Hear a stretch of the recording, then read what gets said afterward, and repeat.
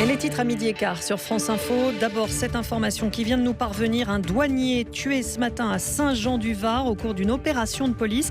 Il surveillait une transaction dans le cadre d'une enquête sur un trafic d'armes. Opération qui a mal tourné. Il y a eu des échanges de tirs. 2 policiers ont également été blessés et un suspect interpellé.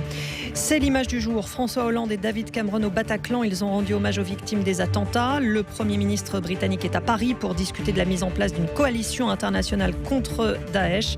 Le président français qui entame une semaine diplomatique chargée. Toujours aucune trace de Salah Abdeslam, l'un des membres présumés du commando du 13 novembre. Il ne fait pas partie des 16 personnes interpellées hier en Belgique.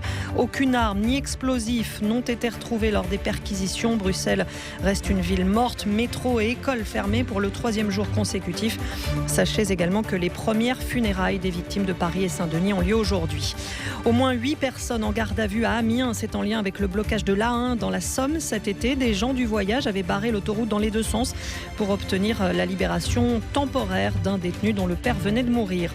Virage à droite en Argentine après 12 ans de gouvernement Kirchner. C'est un libéral qui vient d'être élu président. Mauricio Macri aura pour principale mission de redresser l'économie du pays au bord de la récession.